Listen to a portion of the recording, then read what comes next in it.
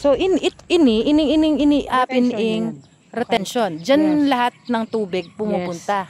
Lalo especially pag umuulan po. Actually kahit hindi naulan eh. Diyan daw napunta kasi si Mr. So ito yung diyan napunta yung tubig kung saan nag-stay yung ating pumping attendant. Ayan. So nakikita no.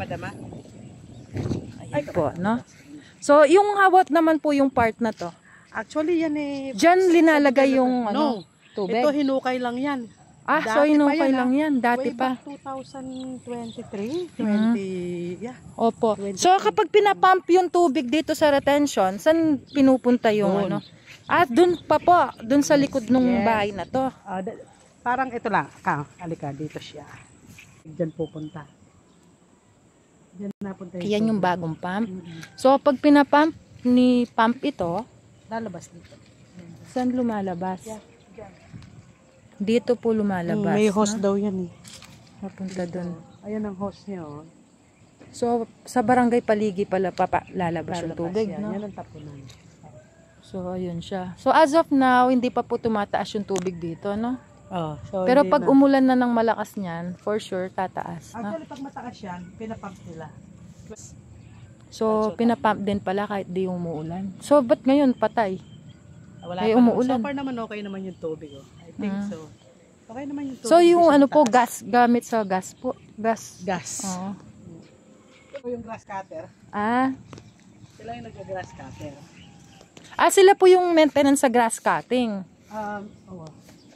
So dito sila nakatira. Hindi. Yan. Dali. Oop. Ayan. So isa rin po kayo sa maintenance po. So gagawin yung grass cutter. I see.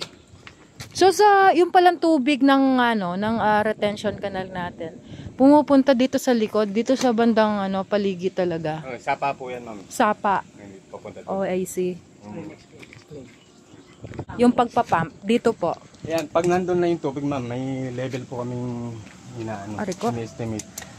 So may level, nasaan level? Ayun sa may nando po yung isa. Yung may guhit. Yung kami po nag-i-estimate kami doon sa pader pag na bumaba ay tumas na sa yung pader na yon.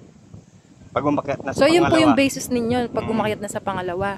Kasi pag umakyat na yan, lalabas na doon sa kanal. Ganun po. Oo, lalabas na. So as of now, hindi pa po kayo magpapump? Kasi may bagyo. Ay, may parating ba? Opo, may low pressure po. Pagkano kami kasi kapapatay lang kanina madaling araw. Ay, ganun po. Nagpapahinga namin kasi. Oo nga, baka po masira. As of now po, meron pa po sirang pump. Meron. Kailangan po kasi dalawa pag lumakas ang tubig. Yung dapat ulan. may reserva. So, hindi po pa gawa po yung yung iba? Hindi. So, isa lang po yung gumagana, no? Isa lang. Pinagawa sana papagawa sana yung isa. Kaya lang 10,000 daw yung 10,000. Yung Alin po dyan na pump? Yung pinapagawa dapat? Ayun, nandun po.